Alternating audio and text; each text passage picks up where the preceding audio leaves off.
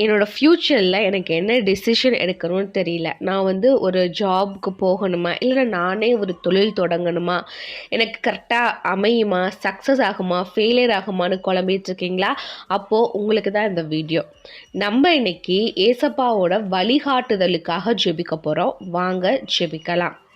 அன்பின் பரலோக தகப்பனே, இயேசுவின் நாமத்தில் சமூகத்தில் நிற்கிறோம் அப்பா. நீதிமொழிகள் 3வது அதிகாரம் 5-6 வசனங்கள் எழுதியிருக்கிறபடி, உன் சுய புத்தியின் மேல் சாயாமல் உன் முழு இருதயத்தோடும் கர்த்தரில் நம்பிக்கையாய் இருந்து உன் வழிகள் எல்லாம் அவரை நினைத்துக்கொள். அப்பொழுது அவர் உன் பாதைகளை செவ்வைப்படுத்துவார் என்ற வாக்கை நாங்கள் முழுமையாக விசுவசிக்கிறோம் தகப்பனே. அப்பா, தாழ்மையான இதயத்தோடும் அப்பா உங்க சமூகத்துல கெஞ்சுகிறோம் அப்பா. அப்பா, நீங்களே எங்களை வழிநடத்துங்க சுவாமி.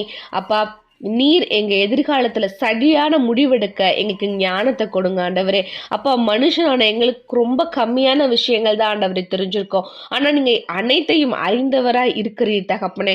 அப்பா, என் ஃப்யூச்சரில் நீங்கள் எனக்கு என்ன திட்டத்தை வச்சுருக்கீங்களோ அதன்படி நடக்க எங்களுக்கு கிருபை செய்யுங்க ஆண்டவரே.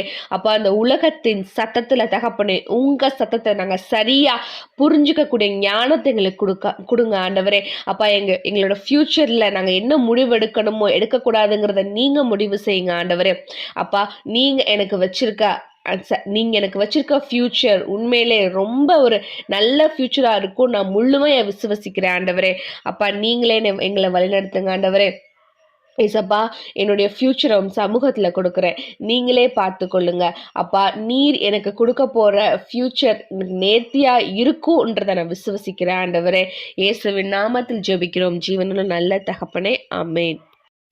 உங்களுக்கு இந்த வீடியோ பிரயோஜனமாக இருந்தால் இதை லைக் பண்ணுங்கள். இது யாருக்கு தேவைன்னு நீங்கள் நினைக்கிறீங்களோ அவங்க கூட ஷேர் பண்ணுங்கள். God bless you.